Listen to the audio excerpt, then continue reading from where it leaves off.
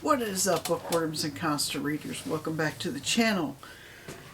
As you can see from the title, today's video is another Stephen King.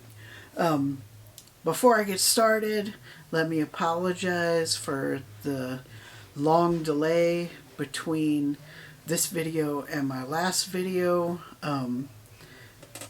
What I thought would be an easy semester with not a lot of reading has turned into just the opposite. There's less reading this semester than last semester, but it's still a lot, and I haven't had time to do a lot of reading for pleasure. This week is spring break. I was able to finish another book, and let's get into it. So I brought two different copies to show you. This is Stephen King's Liseys Story. This is the paperback that I read. I also have it on Kindle.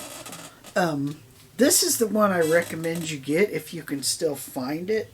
You might be able to find it on eBay, but I don't think they sell it anymore. I think this version is out of print. And this is the Slipcase Edition. It has a beautiful cover. This is the front.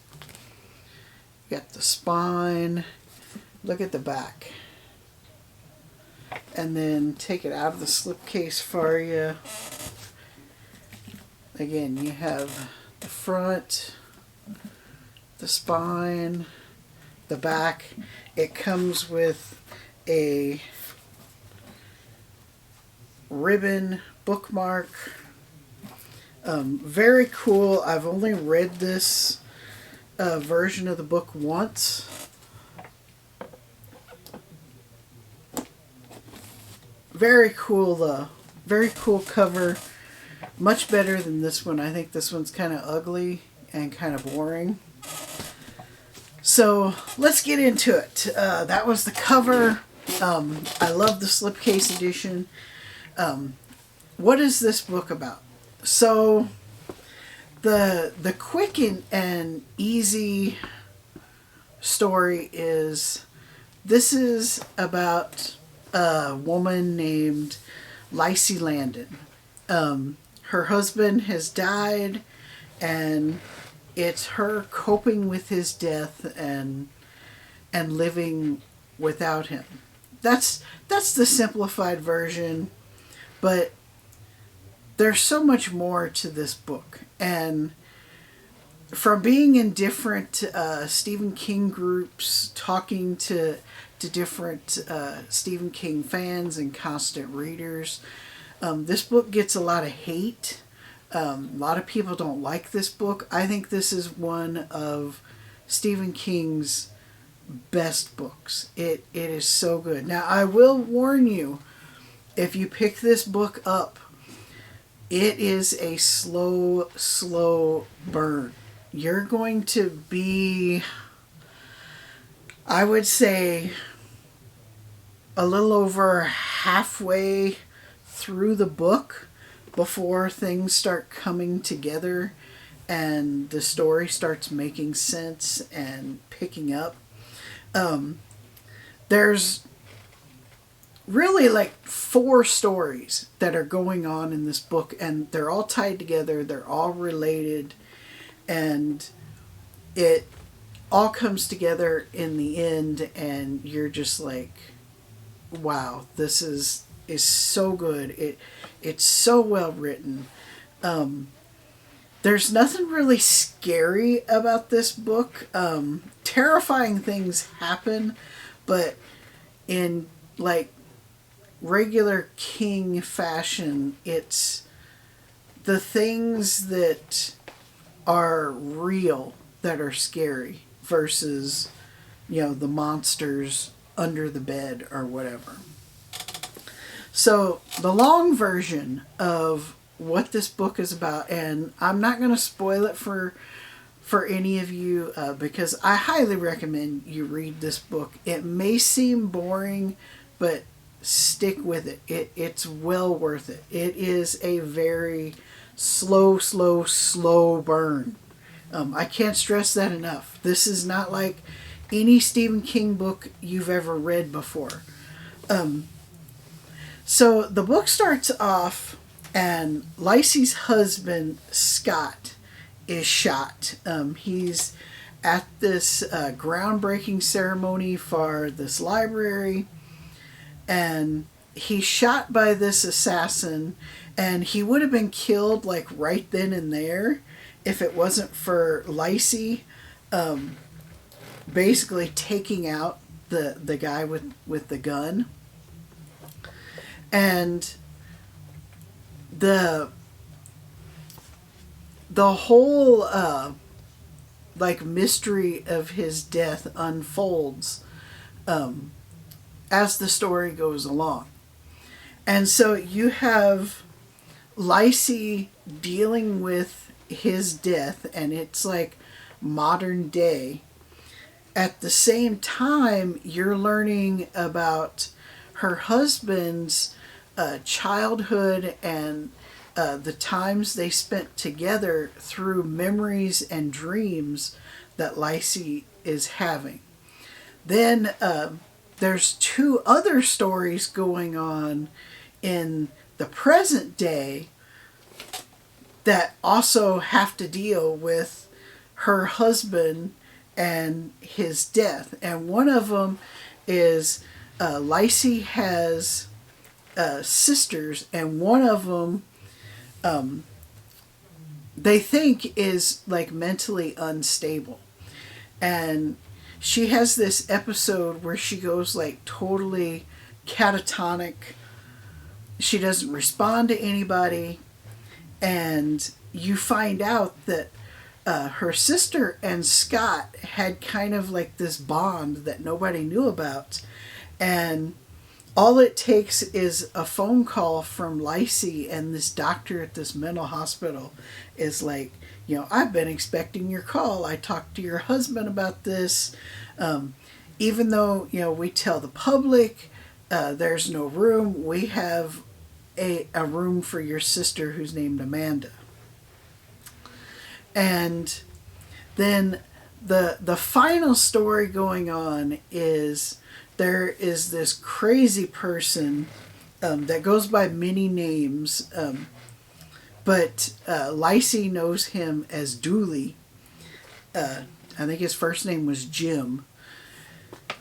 And he leaves, he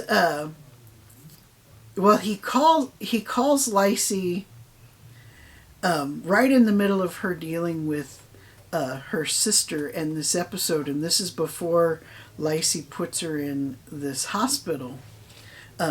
It's when she has this episode and goes like catatonic. She is up in her husband's like office, studio, work area, and this office phone starts ringing. Now, not many people have this number, and she's wondering, all the people that have this number, why would they be calling it? They would call her home phone and not this office phone.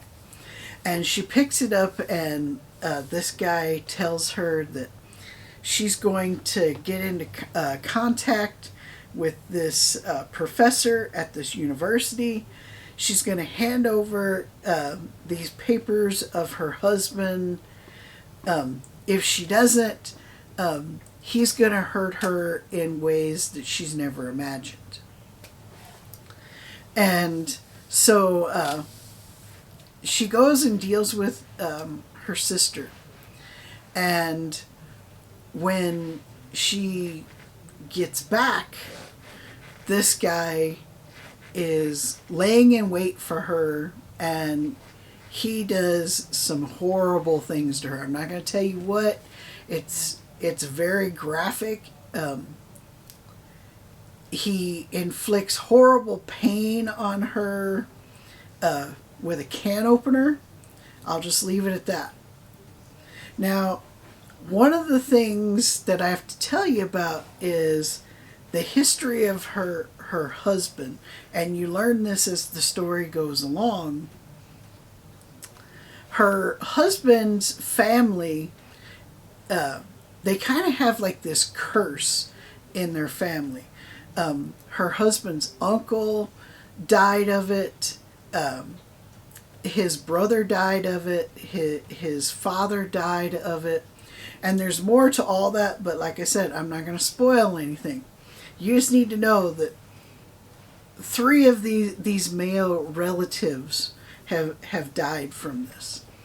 And it's called the bad gunky. That's what it's referred to.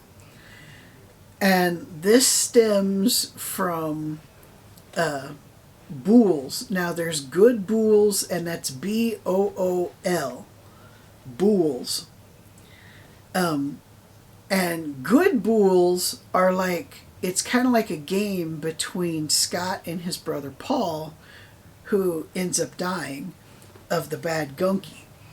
And it's kind of like a treasure hunt. You get these good Bools, you figure out the clue, it leads you to the next good Bool, and then there's a reward at the end.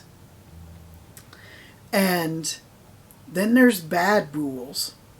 And this is what infected his uncle, his brother, his father, and it gets worse and worse and worse. And eventually it like consumes the person and they become possessed. And Scott has this amazing gift of being able to heal and control the bad Bools, but only to a point, and then it gets so bad that there's nothing that can be done. And one of the things that Scott is able to do is travel to this magical world that he calls Booyah Moon.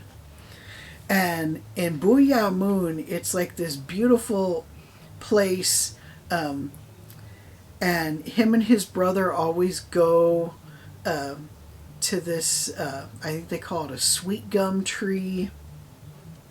And there's like a lavender sky, and it's surrounded by this thick forest they call the fairy forest.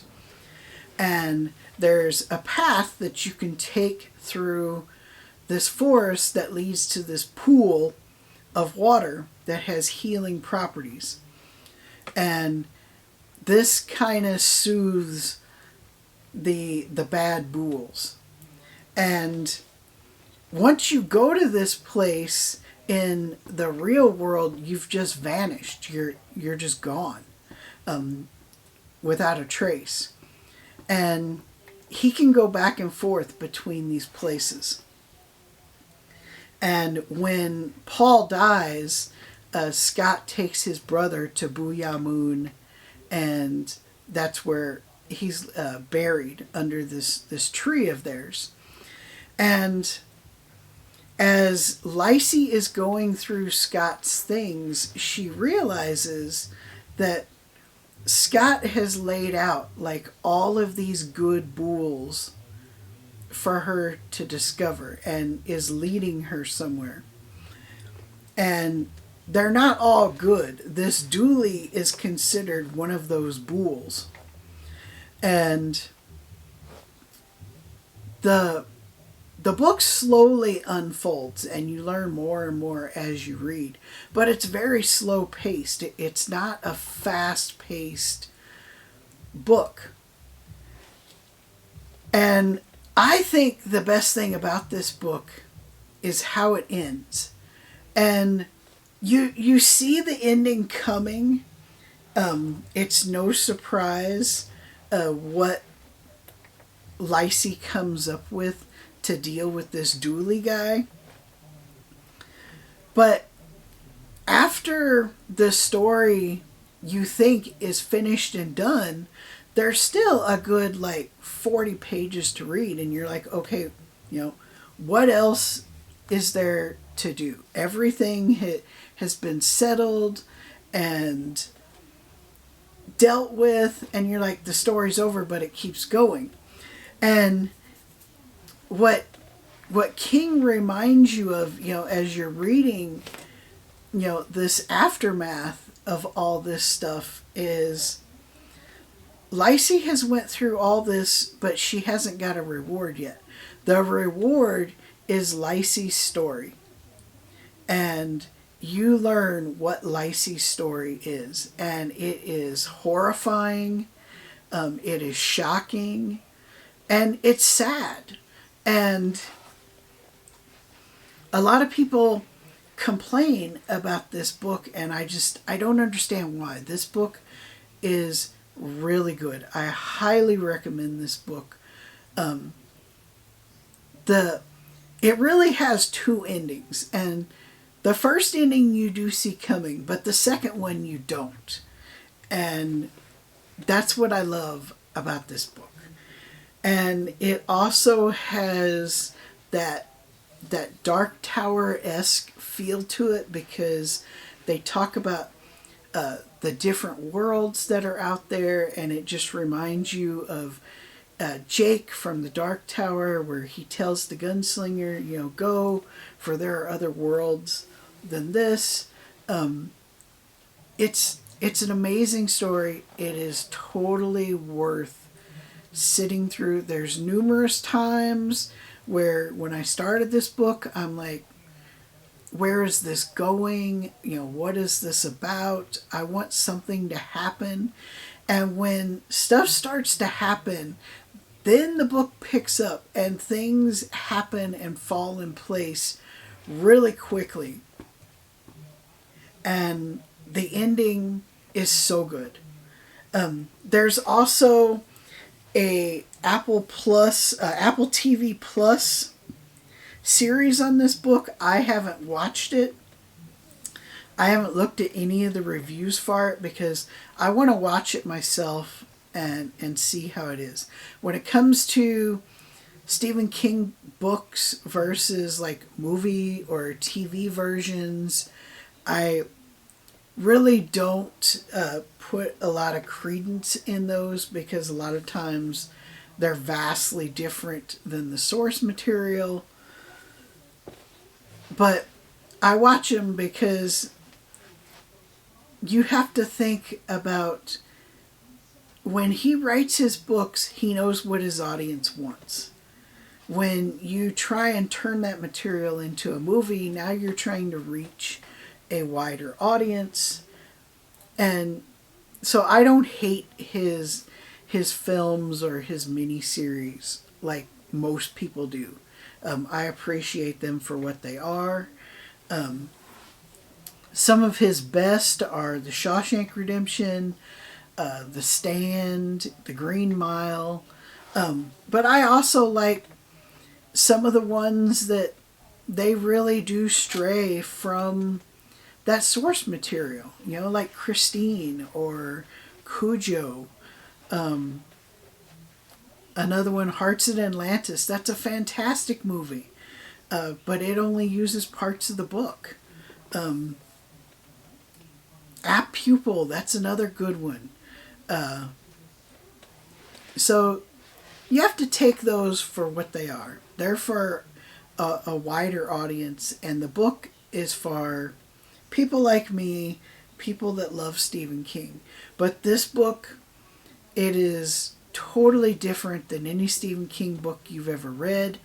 He has said in numerous interviews that this is his favorite book that he has written, which is saying a lot since he's approaching 70 books. Highly recommend it. Check it out. Stephen King's Liseys Story.